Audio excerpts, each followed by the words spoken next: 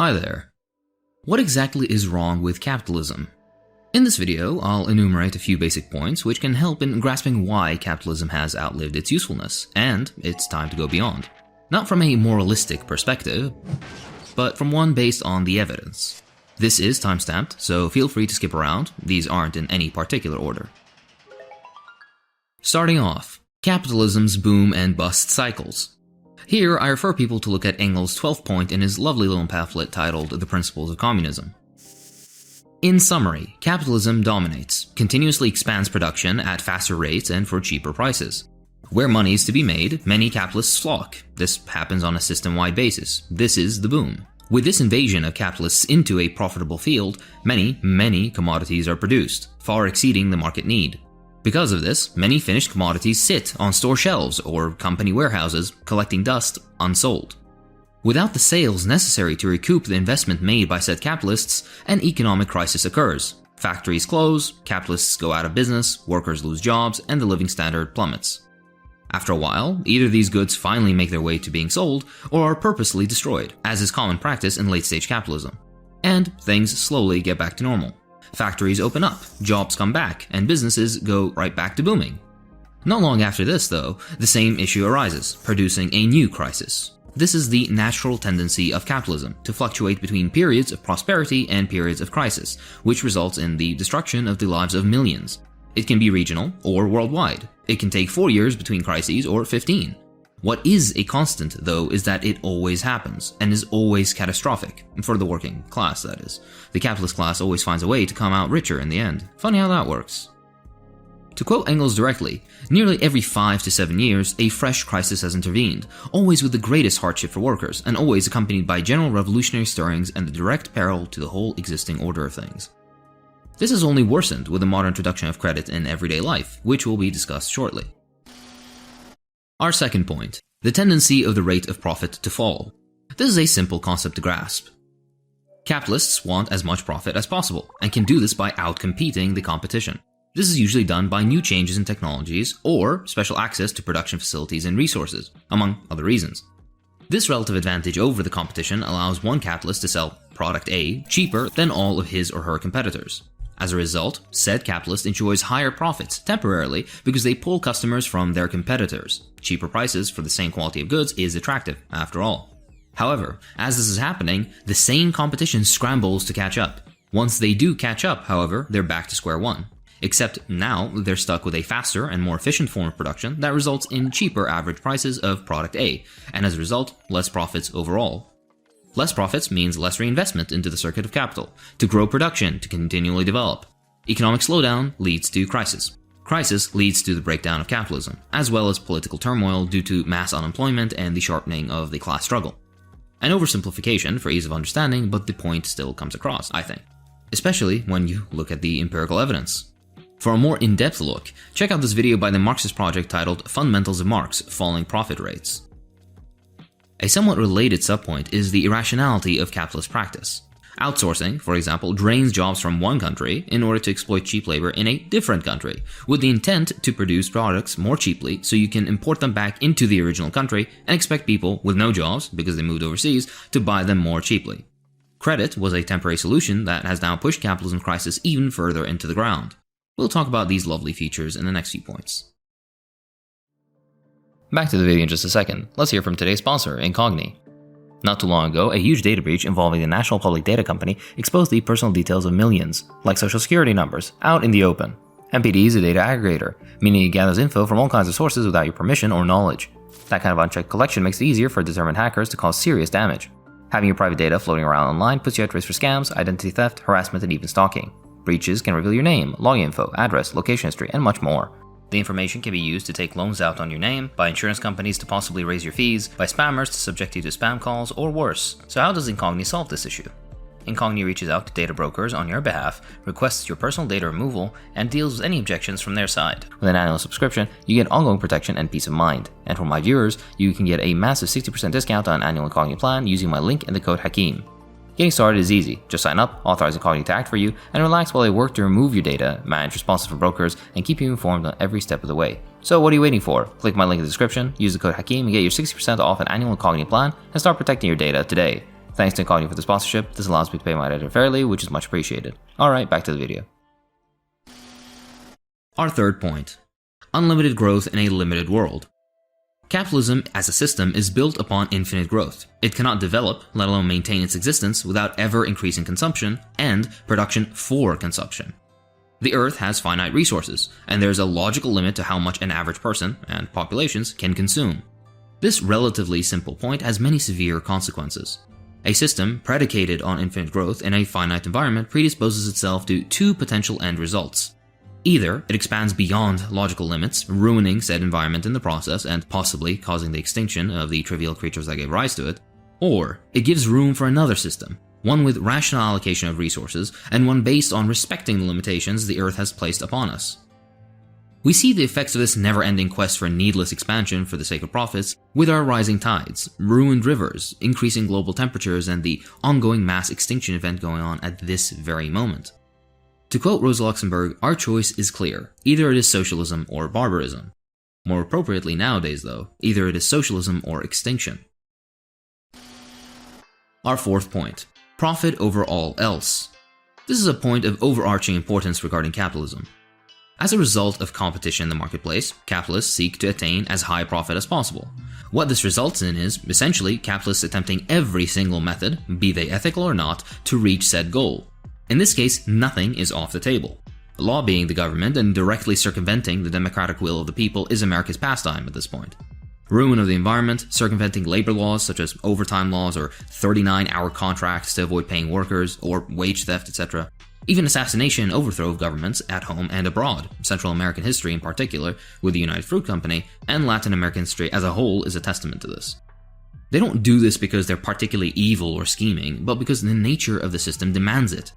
If you fall behind, another capitalist gets the upper hand, secures higher profits, outcompetes you in the market, and wins. Essentially, capitalism rewards corruption. And even when strong state institutions exist to curtail this failure of the capitalist system, it's little more than a theatrical cat and mouse game, where a token capitalist gets caught, gets a slap on the wrist, and back to business it is. Capitalism values profit, and profit alone. A system built atop profit solely will always need state intervention to correct its excesses, and as a result will always succumb to political and other corruption. Thing is though, it isn't technically corruption, it's just the capitalist state doing its regular job. It's supposed to serve the interests of the capitalist class. Just how brazenly it's done is what determines how corrupt it is. However, to argue that capitalism, but with a heavy hand behind it, holding the reins, would be the solution fails because, one, the capitalists that successfully manage to corrupt and gain influence, and hence more convenient legal rights or opportunities for development, meaning higher profits, would win out over the honest capitalists, outcompeting them and essentially proving that this form of corruption is the only way to get ahead. A capitalist who plays by the rules ends up with less profits. Less profits means less money and resources to reinvest into the circuit of capital, meaning less development or advertising or whatever else, which will end up always in the same result. They will lose to a far more fierce and shrewd businessman who will repress wages to as low as they can go, extend the workday as long as they can possibly get away with it, circumvent every law and regulation through either bribe or flagrant dismissal of the nation's justice system, and in the end be rewarded for this behavior with record profits. This leads to point number 2. We are basically relegating ourselves to a never-ending upward fight against political corruption, whether it be respectable corruption in the form of convenient state favors by the capitalist state, or via the more audacious forms we normally associate with political corruption. A related subpoint to this would be, because of the senseless drive for profit, there is incentive for the irrational orientation of resources for that which would garner the most profit, rather than meet the needs of the population. That's why in the overexploited countries of the imperial periphery, and even at home in the grand US of A, we see state institutions and private companies scrambling to build luxury condos for rich tourists, rather than proper housing for the working class. Point number 5. Capitalism and Meritocracy. A common trope we hear is that capitalism is a meritocratic system, that whoever works hard enough will see their dreams realized and will attain success and wealth. Now, like with trickle-down economics, most people grow out of such delusions and see capitalism for the system it really is. It rewards privilege before it rewards merit. Many opportunities, education for example, are barred from those of poorer origins because they simply lack the wealth to enter them. Entry into some of the greatest institutions of the world are less based on merit and more based on kickback favors of entry to the children of generous donors. Starting businesses, too, a cornerstone of the American dream, is far less accessible than it's made out to be. The Bezoses, Gates, and Musks of the world all came from incredibly wealthy and connected families, which would secure their place in the necessary educational institutes, would secure mentors and educators for them, would secure financial support for their fledgling business, and all the connections necessary to make it. As funny as it seems, the small loan of $1 million that Trump spoke of is truly the essence of capitalism. Even if you were to claim that it is by merit, which in some rare exceptions it might be, could you really say that, by the income differential between the average Musk or Bezos and their workers, that said Musks and Bezoses are more meritorious by a factor of, or work 10, 20, 50,000 times harder than their workers as to warrant their wealth? No, you can't in good faith claim this, as it stands against reason. Point number 6. The reserve army of labor and everlasting unemployment. A point beautifully elucidated by Marx, whereby under capitalism, a consistent chunk of the population would be employed, because capitalism requires a consistent workforce, unlike in feudal and ancient times. The paradox is, though, that even though there are not nearly enough hands to administer the massive productive potential of most countries and economies, capitalism necessitates a reserve army of labor, meaning a perpetually existing significant group of unemployed, in order to facilitate the lowering of wages and always provide capitalists with an ever-eager workforce that will work for pennies in difficult conditions for long hours so they don't starve. Not only this, but said reserve army of labor exists too so that capitalists can point at it to scare currently employed workers into submission, should they demand things too outrageous like, heaven forbid, livable wages. Ever wonder why every single capitalist country has unemployment? Usually quite significant even, and numbering in the millions in some countries. This is the reason. Point number 7. Decentralization of capital. Capitalism tends to monopoly. This is a fundamental tendency of the system. It's not only a natural process of the system, but also absolutely necessary for its development. There is market competition, yes? What happens in a competition? Someone wins. When they win, do they let the loser keep their market share? Of course not. As competition goes on, winners arise and monopolies begin to form. Take a look at any product. Really, think of a random product of any kind, preferably one that has been established for a while. Look at how many producers existed for said product in the 50s, and how many producers exist now. Video game console manufacturers are a good example of this. Computer parts, automobile manufacturers, home appliances, think of practically anything. 9 times out of 10, there are less producers now than there were in the 50s. What does this mean concretely? It means in competitions, winners emerged. It means monopolies and oligopolies form, ironically cancelling out all the supposed benefits of capitalism. That being variety, the possibility of starting a small business, competition, etc., etc., and exerting pressure, on government or otherwise, for their interests, as monopolies usually do. This doesn't only apply to tangible goods, too. Internet services, media sources, etc. all undergo the same process. That's why a handful of companies own all popular and news media in the US, for example. So much for the free press. This leads into the point mentioned prior about corruption. See how it all ties together, no? Point number 8. Class antagonism. One of the main contradictions of capitalism is the fundamental class antagonism of the capitalist and the worker. The capitalist wants their workers to work as much as possible, as hard as possible, for as long as possible, for as little money in compensation as possible. The worker, on the other hand, wants to be compensated as much as possible for the work they do.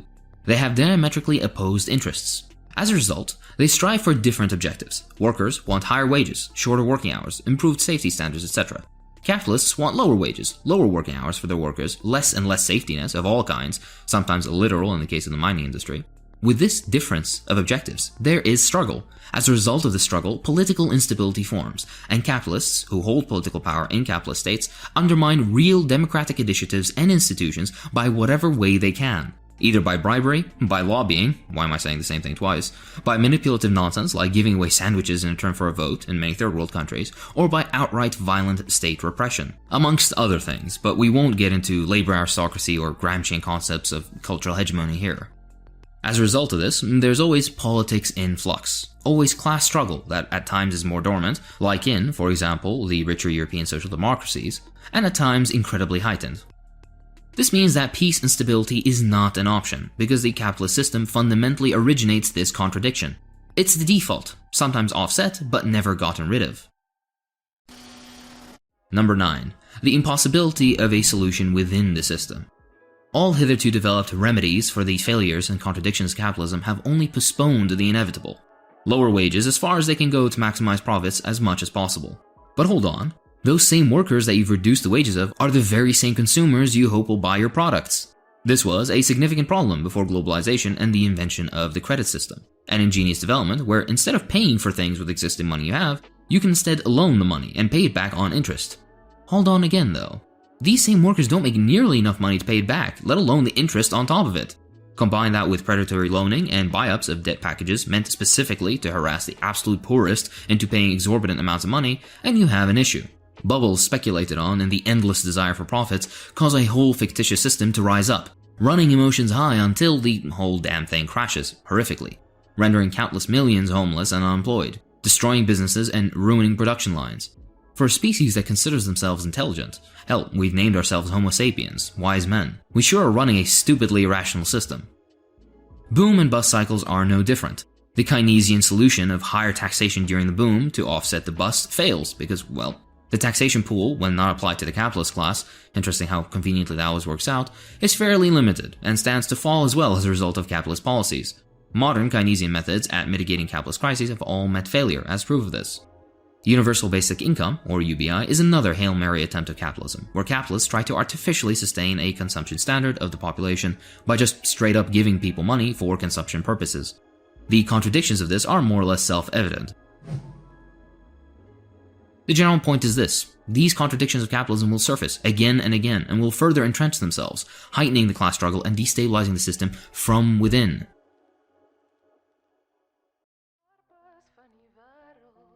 Conclusion.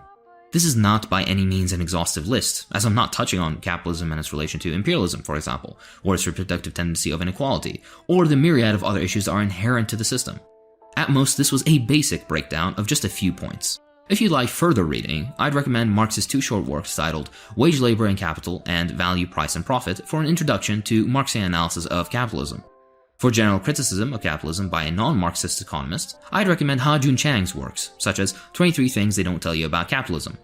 For a deeper look into the contradictions of capitalism, take a look at David Harvey's 17 Contradictions and the End of Capitalism.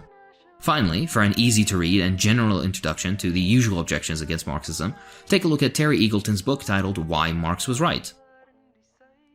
That's it for this time. If you enjoy what I do, then please consider supporting me on Patreon. It really does help. I'd like to thank my patrons, so thank you too.